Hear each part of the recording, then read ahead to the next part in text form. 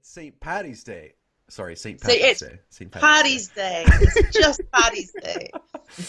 So no, no. So I don't know. We can just jump in.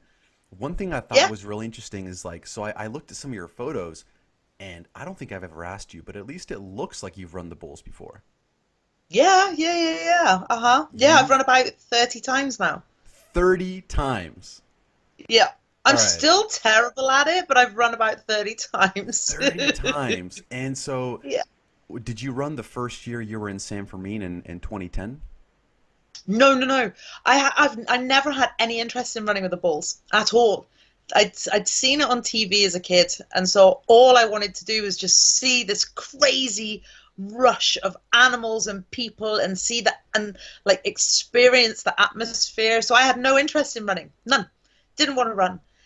So didn't run in Pamplona that first year, and then went to Sanse in Madrid that first year and ran there. That was my first ever bull run. And so, I mean, when you look around, and obviously, in my experience, I barely see any women at all. And even if I do see a woman getting ready to run the bulls, they're usually with like a guy or like her Yep. boyfriend who like, Hmm. is just kind of she's just sort of tagging along because he wants to do Yep. it. Hmm. Did you get any weird looks or did people make comments as you kind of prepared? Because you have to be there really early, right? You're standing in the street with everyone like an hour before it starts. Yeah. I think women generally they're not taken very seriously. I mean, obviously you are as a rule, most of the women, like you said, they are there just as a one-off. They may be part of a bigger group, and they're only ever going to do it once. So you don't get any comments because people generally they'll only see these women once. Um, to be noticed time and time again, that's a lot harder. Right. I mean, I was looking it up. I don't think women were even allowed to bullfight in Spain Nope. until 74. And even after Hmm. that, they were still prohibited from running the bulls. Yep. And I saw like a quick fact. I think it said the first woman injured in running the bulls was back in like 1990 something. Hmm. So it's still not very common to see it. What I did think was Hmm. interesting was I think a year or two ago, I don't know if it was the TVE, that main broadcast channel in Spain. Moments before the bull run, they went up to like women, in the street, and they were like, "Hey, like, what's convincing you to run? Like, why are you doing it? Is someone pressuring you to do it? Like, is it meaningful to you?" And it was cool how they kind of highlighted women doing it, and sort of put them on a not a pedestal, but at least they shine the spotlight on them to say, "Hey, like, it's not just men getting in these streets being crazy, right?" Um, Hmm. but so now that you've done it 30 times, do you have like a goal when you run? Do you want to be out in front? Do you want to just kind of let them breeze by? What's your game plan when you run? So for me personally, all I ever want to do is just run alongside them. I had a conversation with an experienced runner before, and they were saying, oh, that's not true. Surely you want to get on the horns. And it's like, no, I don't. No part of me ever wants to be on the horns. That's not my goal. My goal is to run alongside them for as long as possible. I'm still terrible at it. I love trying to do that. I never want to run on the horns. I'm horribly unfit. And I'm really fond of all my vital organs. I'm not brave enough to do that. No. No, I mean it's absolutely insane. I think Larry, who's been running for years and years now, he said it best. He's like, look, all of us runners, we're all certifiably insane. Just give us our certificates right now and let us be on Yeah. our way. Because it does take a certain personality, right? Uh-huh. To Yep. get in those streets and really risk your life. And, you know, I've thought about it for a while now. And at least for me, I see bull running, I guess, more or less the same as any other passion, right? Like when you're passionate about something, you're willing to push yourself beyond those limits, or at least beyond like common limits, and risk Yep. that body of yours and risk your mind and go the distance. Have you become more passionate about it the more you do it? Uh, well, I mean, for me, and it may sound actually quite sad, but it's almost all of who I am as a person. It's not just well, it's not just even like the bull running. It's the whole thing, the whole fiesta, the whole atmosphere, your whole friends. It encompasses almost all of my life. It's it's not what I live for, but it certainly does make up a lot of who I am. For the better, I think going to Fiesta has changed me for the better. It's given me the chance to challenge myself more. I'm more comfortable putting myself in situations where I'm way out of my comfort zone. You know, it's improved me. I'm really happy that I've ever done it. And yeah, you do get more passionate about it because I'm still growing as a person through it. I mean, I don't know how else you can really enrich your life more than that in those 2.5 minutes when you're racing down those cobblestone streets. I mean, what a way to enrich your life, right? And just like you mentioned, you're not just running by yourself, but you're running with a community of runners and a lot of people Mm-hmm. that you spend, those whole 8 or 9 days with. Yeah. Folks like Peter, like we just talked about before the podcast. So it's really this sort of forming of relationships and that camaraderie that really keeps that spirit level Yeah. high. And have you ever missed a year since 2010? No, no, I would never miss a year. Even when I sort of apply for jobs, like that's one of the things I'll always say is these dates I am on holiday, no matter what. And so far I've luckily got away with it. I'm just like, no, I won't. If I can help it, I won't miss a year. Yeah. It was 3 years ago. My daughter was about to have a baby, and I still refused to miss Fiesta. I was like, if the baby turns up when I'm away, it doesn't really matter. You got your priorities in order, right? I mean, come on. Yeah, so like you start off talking about the way that San Fermin's like a religious festival, and but you kind of Hmm. ease people in because some people are just not ready to like comprehend how people run in streets with bowls, right? Do you ever have Yes, an issue explaining that to your friends or family? very, very much so. And as you know, I've just been away for a couple of months. And it's got to a point now where I've realized that sometimes it's best not to even talk about it at all because people will never understand. And they are instantly going to judge you. Right. And you can't, no matter, all I can do is educate myself more and more and more. And I've given up getting into arguments with people or even trying to explain it sometimes because they're not prepared to take in that information.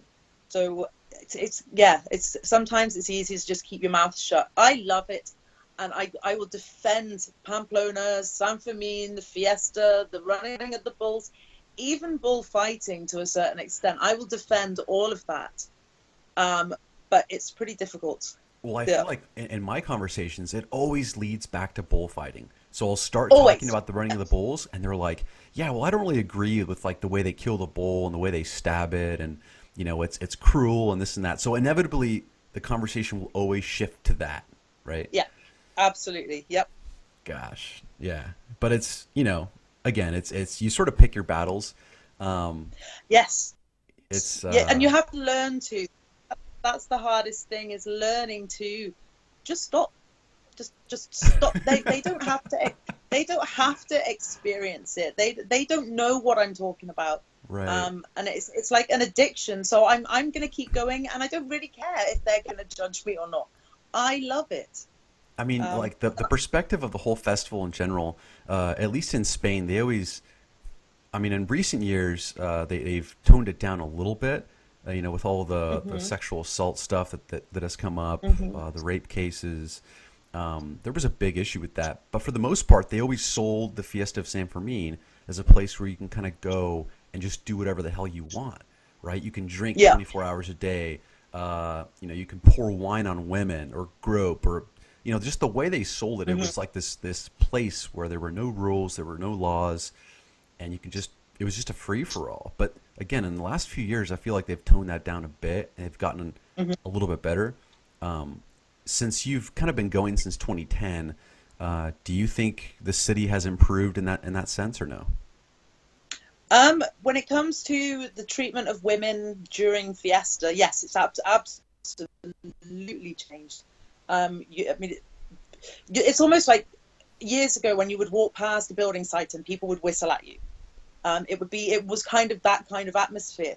Whereas now, it's never going to go away completely, but it has definitely toned down, and you do feel a lot safer than you used to. Like you feel quite safe walking the streets on your own as a woman, anyway. Right. One thing we should touch on is last week. I think it was on the was it the 8th? It was International Women's Day. Hmm. Um, has anyone, kind of given you props or come up to you or asked you about, your courage, the fact that you're a woman and you run with the bulls? Has that come up, I guess, at all? Yeah, a lot. It's come up a lot. I think because obviously going over the last number of years, and you get recognised going over year after year. And yeah, I mean, people do. They're like, "Oh, you run as well," because it's unusual for women to continually run, to keep on coming back. It's usually a one-off, and they're like, "Oh, yeah." And for me, the biggest thing is my children. My children are so proud of me, that it never even matters what anybody else says. It's just my kids are just like, my mum runs with the bulls, and and She is and super and yes, mom. like they're all like, oh my god, she must be crazy. But at the same time, it's like, do you know what? Yeah, it takes a lot for anybody to do it, whether you're male or female, and to keep on going back year after year and doing it. Yeah, that's it. That takes a lot. So yeah, in general, there's a lot of people that are like, wow, yeah, well done. Right. Surprised, very surprised. Like when you're in sort of Fiesta with people that you've known for a number of years, when they find out I run, they are usually like, "What? You run?" It's like, I do. Well, do you have any of those agreements with your kids, your family, where if one day you get hurt or you seek hospital treatment, due to some sort of injury on the run, that you have to stop? No, Because I no, know people, who have those kind of agreements, maybe with a spouse or maybe even just with a group of friends to say, hey, look, the day I get hurt is the day I walk away, which is totally respectable. Mhm. I don't blame them at all. I would think that it's a pretty scary experience to get gored or even come close to getting gored. Yeah, yeah. It hasn't happened to me yet, knock on wood, right? But so no agreements like that with your family? No, God, no. My children are very realistic about me and my personality as well, and they know that nobody's going to tell me what to do. So they're just like, do you know what? She'll stop when she's ready to stop. It's fine. And They're so, used to me by now. have you ever had any close calls with the bulls? um, I've no, not. I'm terrible at bull running. I don't even know. I should just start in the lying down position and get it over and done with straight away. I've been close a number of times. I've not been close to getting gored. I took a head injury about 4 or 5 years ago from getting knocked over Ouch. by people. But no, other than that, I've been really very, very lucky. Very lucky. You know, But then that's the other side of running as a woman.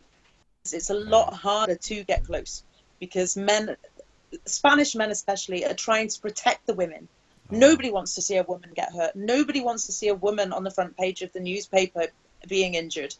right. So it is harder because somebody's always going to protect you no matter what.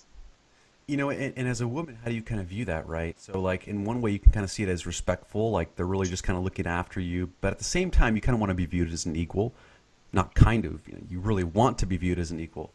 Um, do you kind of view that both ways, or how do you kind of think about that? Oh, it's actually the most frustrating thing in the world when you can see the bulls coming and you can see that you're going to have a beautiful run and you're ready and you're just like, oh, this is going to be magnificent. And then somebody, I've had it before, will bear hug me and throw me out the way and be like, they're coming. And it's like, I know, Yeah. that's why I'm here. What do you think I'm standing here for? Yeah. Oh, What but do you think I'm I waiting mean, for cattle? I mean, it's much, much harder as a woman because you've got to be so much stronger and stop the guys from protecting you. It's like, stop it! No, I'm here. I want to be here. And that in itself is a massive, massive challenge that the guys don't have to worry about. Boys can just run. They can just run on the horns, whereas we've got to stop being protected as well. Right. I mean, it is amazing, and like we said, year after year, I do see, a few more women kind of showing up in that bull run, which is neat. Hmm. Um, one thing that kind of scares me though is, again, you're standing there in that sort of run route, for well over an hour before the thing actually starts, so you can really kind of Hmm. gaze around and see like who looks like they're focused, who looks like they're ready. And the police, honestly, I think they do a pretty damn good job of weeding out the drunks and like, the people who are hungover or on drugs. But look, like I still see people all the time who just don't look fit to run. And Oh, yeah, absolutely. it is scary because, like, in a way, there's two dangers, right? There's the danger that you could cause yourself by maybe being unfit or just not able to make decisions in that chaos. But there's also the danger you have to accept of the person next to you who, Yep.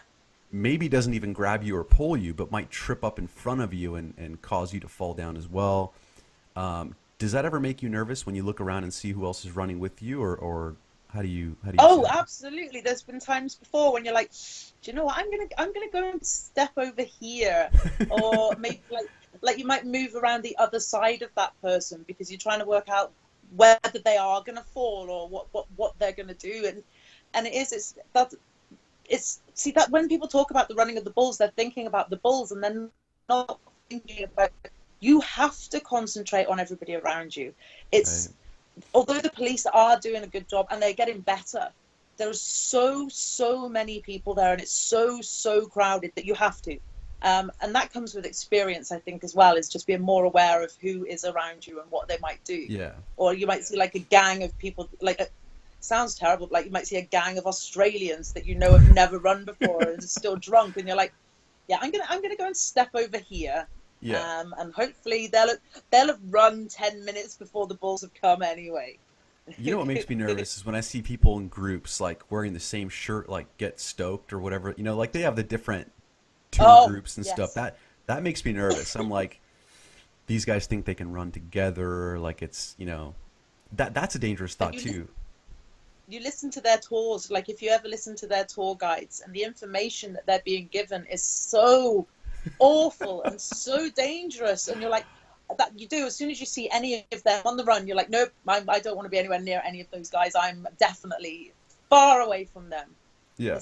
Yeah, but you also know that they are going to run minutes before the bulls even get close, so Yeah. you're pretty safe that way.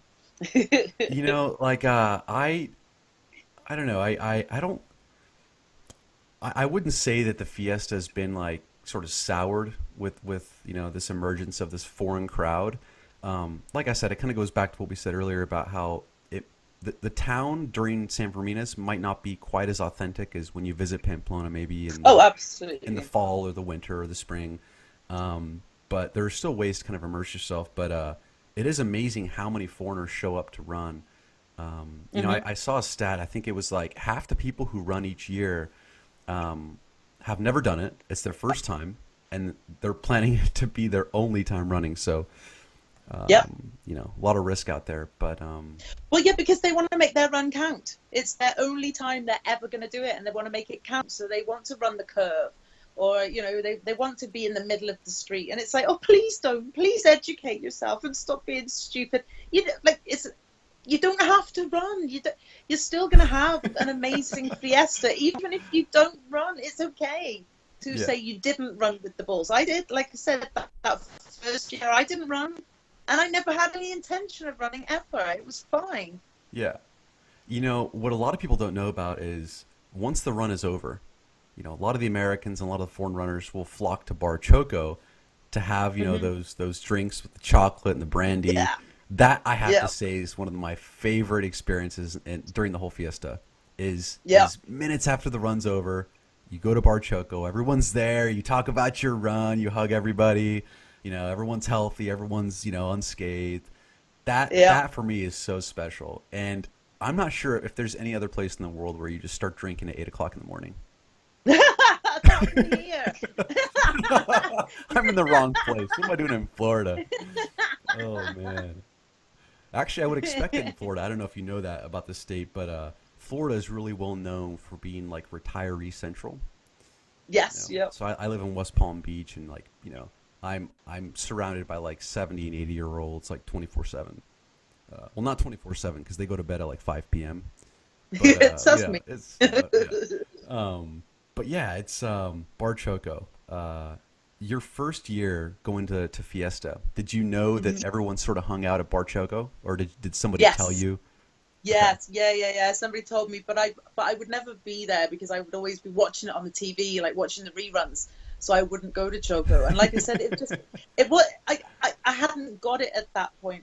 I think had I not met Angus and run in Madrid sort of the following month, and him sort of pushing me and pushing me, like, you can run, you can do it. And then to know that Bar Choco as well is sort of, it's almost like a head count. You're there with your brandy, but it's also it's your head count. It's making sure everybody's there, everybody's safe, patting each other on the back. And like if somebody is missing, it's like your heart falls to your shoes and you're just like panic. Yeah. And that it's nice to know that there's all those people at that bar. It's not just about getting there for a drink. It's about making sure everybody is safe.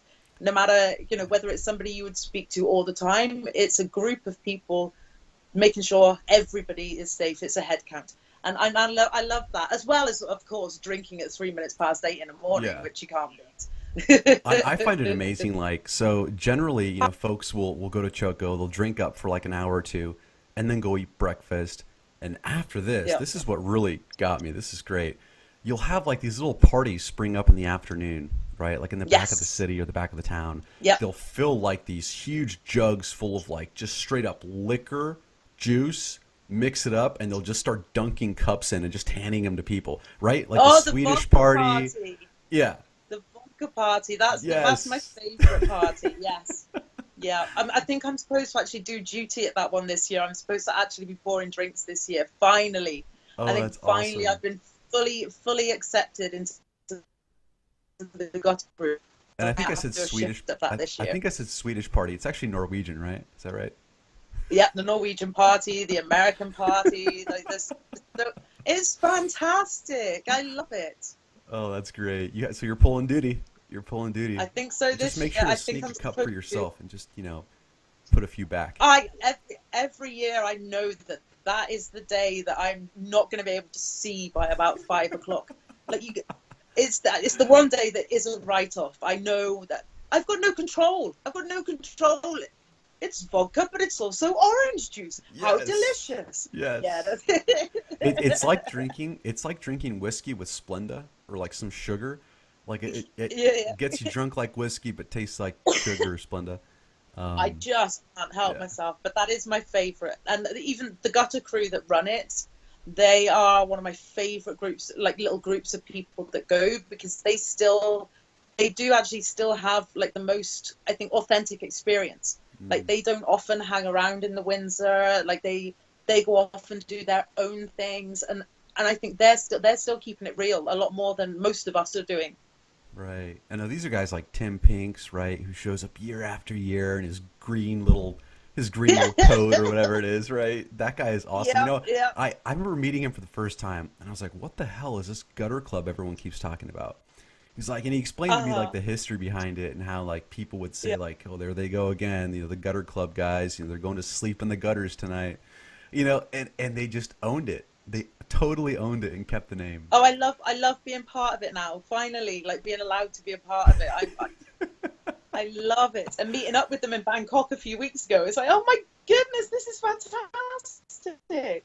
The one thing Yeah, I is love just it. like it is a little depressing because like you start drinking so early and you have that high from the bull run and you're feeling good and you're drinking up until the evening hours, and then you kind of start to think about the next day. You're like, all right, I got to get sleep because I got to get up for the next bull run, and you have to cut yourself off, go home. That for me, like over those days in Fiesta, was one of the hardest things to do, is to walk away See, from the party. for me, it's the easiest because I've been drinking all day and I'm tired. So that's kind of how I ended up. That's sort of how I ended up running year after year, because I love going to bed early and I wake up really early anyway. So it's like, hang on, I could do this bull running. I'm awake at the right time anyway. So that's kind of how I've ended up doing it year after year, just because it's like, haha, I've got an excuse to go to bed early. Yeah. And during the first couple days of Fiesta, I wasn't taking a nap or a siesta, right?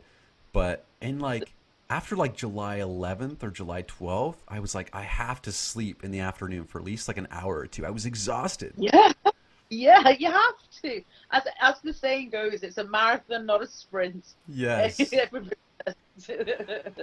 Gosh. And so you've been doing a lot of travel lately. So where have you been? Yeah. Give me like some insight. You've been to Bangkok?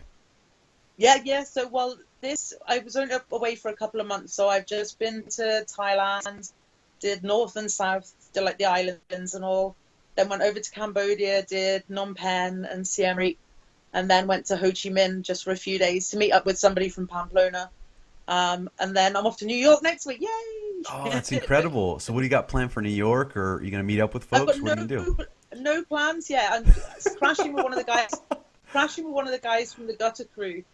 He's sorted it all out for me, and I'm just gonna go, just hang out, hopefully catch up with a few people from Pamplona, and then come home and get a job. Maybe that might be a plan. Get a job, maybe. I loved your little tagline on Skype. It says "professional slacker." Yeah, maybe I am. I love that. No, you know what's funny is, so Jack Denal, he commented on one of your Facebook posts like a week or so ago, and it was spot on. It was like what everyone's probably thinking, but just doesn't really kind of fully think through is like when you post stuff on Facebook, I have a really hard time, like I have to read it like 2 or 3 times before I can really like absorb what you're saying, because the slang is so different in over in the UK. I'm like, what the hell is she talking about? And Jack's like, dude, I don't know what the hell you're saying. Like, so give me like a few like English slang words that are unique to like UK. And See, now this is the problem I have, is because I've been living in Northern Ireland as well. So that's why the slang gets so mixed up. So there's a lot of like slang from the UK, like from England, then Northern Ireland, and it all gets mixed up. And like when the other day, that was what it was when I was saying it's Baltic here. And they're just like, what even is that? It's like, well, it's freezing. That's what it means. It just means I'm freezing. Say it again. Say it again. You said bull what? Baltic. Oh, Baltic. Oh, yeah, Baltic. Like Baltic Sea. Baltic, yeah. So it's like, oh, it's Baltic. And you're just sitting around being grumpy. It's like, no. That was so good. Jack's just like, I don't know what she is saying. But that's great though, right? Because like, so, you could probably tell, somebody could probably tell like when I post on Facebook if I'm drunk or not, because, it doesn't flow, or there are a bunch of misspellings. But with you, right, to everybody in America, they're just like, either she's always drunk or she's just always sober, and they'll never know because they're just like, I can't understand her anyways. So it doesn't really matter. I know, my writing never flows. It's like it just comes out how I talk, so there's no flow to it. It's just like this. It's just my thought process just being thrown at the computer. There you go. Yeah. Take that. So what made you kind of want to travel and experience different cultures? Have you always done that? No. But basically what happened was about 11 years ago, I got married and married somebody who was a horrible human being, very violent, very aggressive. So I moved to Ireland to get away from him. And doing that made me realize that, hang on a minute, I can do things on my own. I don't have to rely on anybody. So that's when I started writing up my bucket list. Pamplona weirdly was the very first thing on my very first ever bucket list. And so once I had done that, and then one, realized I could do it, and then two, meeting people from all around the world, it opens the whole world up to you. There's always somewhere to stay. There's always a friendly face. It like suddenly you realize that the world isn't so big and you can do it on your own. And yeah, so no, it's only been maybe since I started going to Pamplona that I've started traveling. And I love it. It's fantastic. What's a really good travel experience and what's a really bad one? Give me two. Well, it's really hard. Like, okay, I'll tell you one of my worst travel experiences this trip. We was staying at a friend of mine's house. It was beautiful, in the jungle. It was a beautiful, beautiful house. The toilet was a hole in the ground. I could not do way. That. Yeah, I couldn't. I was like, I'm really sorry. Thank you for your hospitality. Thank you. You have been an amazing host, but I'm going to leave now because I number one's fine, but anything else was never going to happen. Sue's not good with the hole in the ground. Yeah, it's that's pretty bad. That's shocking, especially if you aren't prepared for it, right? Oh, it just made me want to cry, and it was costing me so much money to go to shops, like to cafes and buy coffees and stuff, just so I could use their bathroom. I'm a customer. Oh my goodness. No, I was expecting like, oh, maybe you had to like sleep on a bench or a sidewalk because you're maybe like a hotel plan fell through or a hostel was full, or like something like that. But man, I would much rather sleep on the street than have no place to go do my stuff. You know what I'm saying? Yeah. One of the best things that happened was back last year when I was heading to Kansas and we'd missed our connecting flight. So we were due to sleep on the airport floor, and I was I'd resigned myself to it. It's like, right, okay, I'm sleeping on the airport floor. But I put it on Facebook, just like, look, is there anybody in Washington that can put us up for the night? Like, instantly, Ryan Bennett was like, right, here's an address, here's a phone number, it's my friend's house, go there now, they'll put you up for the night. No way. We I turned love up there, I love the they Bennetts. they opened the red wine, they got the whiskey out, it was amazing. It was like, do you know what, from what could have been potentially one of the worst situations, this has been and to get to meet new people as well. It was brilliant. I was so happy. Was that on your way to the Halloween party that they were having in Kansas City? Yes. Yeah. Yeah, Yeah. no, I remember that. I remember that. So, Yeah. yeah. No, that was back in, yeah, like October time frame. But you Uh-huh. got there. You made it to Kansas City. Yeah. And everyone kept asking me, why are you going to Kansas? And I'm like, well, my Pamplona family are there. Why wouldn't, why, I couldn't wrap my head around why people were asking me. It's like, well, my Pamplona friends are there. Why wouldn't I go? Like, Right. duh. Yeah. Like, why are you asking that? Yeah. Yeah, no matter where you go in the world now, there's always somebody that you can meet up with. Well, I feel Hence like me, Facebook's got a cruise. and Facebook's really changed that, right? We all Yeah. spend that summertime together, but we can keep in touch and send Facebook messages or little nasty grams and stuff like that on Facebook. And we're always connected all year round. It's really changed Yeah, the way that we interact in general. yeah, Um, it's just so cool. And what I have noticed also is, you know, our Pamplona family, we're not just connected on Facebook just to be connected. We probably interact with each other more so than the people that we would typically call our friends, right? And I mean that in the sense that like absolutely. friends you grew up with or friends that live near you. Hmm. We probably interact with each other more so than anybody else. It's amazing. Yes, yeah. Well, like Peter Milligan, for example. I mean, I would chat to him often. There's a couple of people that I would keep in touch with, like on an almost daily basis. And there'd be no way to do that outside of Facebook. And it's fantastic to have these friendships that are so strong. Like, you really have no friends like Pamplona friends. It's really strong, solid friendships, built on as well. These people have seen the worst of you.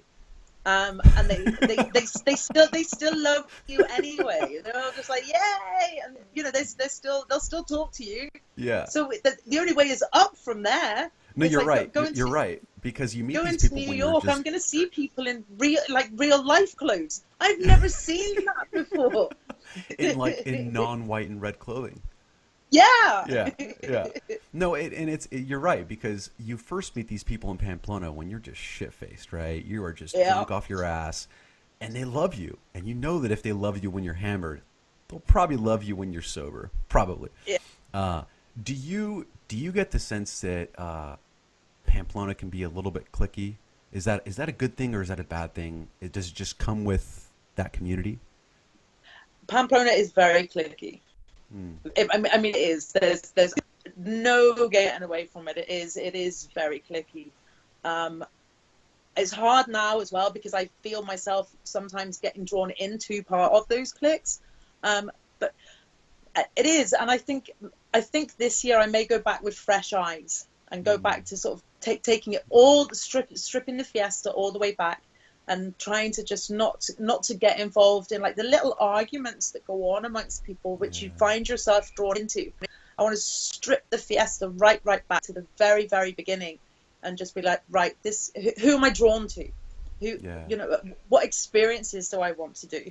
And start right over again. I think because I have to, Yeah. and that's the only way I'm going to be able to keep going to Fiesta, is to just strip it right back again. Kind of going back to basics and appreciating it for what it is. I Yeah. honestly, I see the clickiness on both the foreign front and the local Basque and Spanish front too. I see it on both sides. Oh whether yeah. it's like who's invited to breakfast, who's invited to like the Norwegian parties, or maybe like morning mass, things like that, right? It gets very, very cliquey, Yeah. and if you're not, part of that little crowd, it's you're sort of an outsider. But I'm very lucky in that I don't really care. yeah, especially after a couple drinks, you're just like, who cares? Yeah, I'm Yeah. drunk. I don't care. But like the one thing that I think that's, and I don't see this very often, but I have seen it, is there's almost like a pompous or arrogance to some of these folks, especially ones that have been going for years and years and years and years, that don't make themselves very approachable. And look, like it's everyone's fiesta is their own fiesta, I guess you could say, right? Everyone's free to experience it and celebrate however they see fit. So I get that. But for a lot of first-time Americans going over to Pamplona, or a lot of British going over there for the first time, who don't really have a sense of community yet, and haven't really been embraced yet, I could see that as a big struggle and a big obstacle. Feeling like you're welcome there. But again, I don't see that a whole lot, but I have seen it. But I'm in the same boat as you, as far as needing to strip it back and kind of look at it differently. Mhm. I mean, I do see sort of sometimes you do have like maybe the older Americans, especially that have been going for ages, that can come across as not so approachable. But then looking at it from their point of view, which I had to do the last couple of years, is that Yeah. they're meeting hundreds of people every year that are only coming once. Yeah. These people are only coming once or twice, and are only wanting to be introduced to them because they may have heard of them. And it's not that they're being unapproachable. It's just that after a while, like these people have been going like 20, 30 years. And it's like, do you know Yeah. what? I just want to sit and chat to my friends, Right. and Right. it's I've kind of had to look at it from that point of view rather than sort of, Right. I mean, I'll still get introduced to the same people this year that I was introduced to last year and have been for the last, no, Like, it's hi, my name it's is the Sue. nature. Oh, Again. who are you? We're friends on Facebook and have been for 7 years. We know each other, but Yes. you sort of have to take it back, and they're not being pompous. They're just maybe a bit fed up with it all by now. Well, and I think what people, especially people who've never been, there is a little bit of celebrity to it, right? Oh yeah, Once you're in line and in tune with this whole concept of bull running, and you start to learn about the people who go back year after year, and the ones who are on the horns and are very, very good, and again have just been at Fiesta many, many times, there is a little bit of like of celebrity to it, and just like any other celebrity, they're approached a lot. They're asked the same questions, and it's tough to feel like you know, it's tough to be really, really invested in every single one of those interactions. So exactly. yeah, so I can definitely see that where somebody might see it as pompous or arrogance, but it's that part of that celebrity, I guess you could call it. Yeah, Yeah. enough's enough. I've met 600 people this year. I don't want to meet another one. No, I cannot wait for this summer's fiesta and all the parties. Do you know like when you're gonna get there? Oh, I always arrive on the 4th. Always. Always in the Always fourth. arrive. Always the 4th. I like to, because everybody else arrives on the 5th, because everybody's in San Sebastian having all the parties. So I arrive in Pamplona on the 4th. I usually stay in like a little hostel, Yeah. stay there for one day to just acclimatize. And so then, like, when I wake up on the 5th, I am the most excited person in the world because everybody's going to arrive, and I'm just like there, just like a little child at Christmas, just sitting either at Chaco or Just, the Windsor, just like when's everybody coming? When's everybody coming? And Right. yeah, no, so I always arrive on the 4th, Oh, it's always. so good. And over the years, people will find, like that certain someone who houses them each year, or they'll Hmm. find, a really, really good deal. They'll rent a flat instead of a room and all this different stuff. Have you changed your approach in terms of where you stay and how you figure all that stuff out? I've been very lucky. Like this year and the previous two, I've been with the gutter crew, so I've been sharing with them, which Oh, means that's I don't have to do perfect. anything. They do it all. We all share a big flat. I just give them the money when I arrive, and we clean up when we leave, and it's fantastic. Yeah. And I think I've been really blessed. I've been very, very lucky to fall in with that crowd because they're all decent people. Yeah. You know, it's not too much rowdiness. There's a little bit from some of them, but no, I'm very blessed, very very lucky because it's never a hassle now. I never need to worry. This Yeah. It's always sorted. I feel like one of the most important things in terms of where you stay is staying with people you know, right? Because there are a Yeah. lot of places where you can go do a room share or you can do the hostels, but it's always kind of weird. You don't know who's there and you don't know what they're like or Hmm. if they're going to steal. And there's just so much to worry about, especially when everyone's running around the town drunk. Yeah. So yeah, that's and it seems to be the biggest issue with people going for the first time is they're like, well, where do I stay? The hotels Yeah. are super expensive, right? And even if you go on like Hmm. Airbnb, a lot of times stuff is already sold out. There's Yeah. nothing left. It's a pretty small town when you think about how many people go. There are only so many flats. There are only so many rooms. But yeah, that's pretty neat that you kind of fell in with that crew. That's a fun Well, crew. we had ours booked from July, so we've had ours booked already. We booked it. We rebooked it straight away. We're like, yeah, we're coming back next year. So Well, no, I've just been very very lucky. give me a funny story involving the gutter crew. What's a good funny story? But they're all funny. Of that, they're all funny, but they all always end up involving Tim Pinks. Oh, he's And, the like, greatest. He's the like best. I've heard so many stories involving Tim Pinks. Now, like, there's one from years ago that I can't tell it as well as the guys do. But it Okay. involves staying at somebody's flat, and whenever you're staying at somebody's flat, the host's bedroom is always out of bounds. Like that. That just goes without saying. It's a So anyway, no-no. they were walking down the street drunk, and they found a dead bird. Of course, you find a dead bird. So they decided. Tim has decided to carry this dead bird around with him. They go into the flat.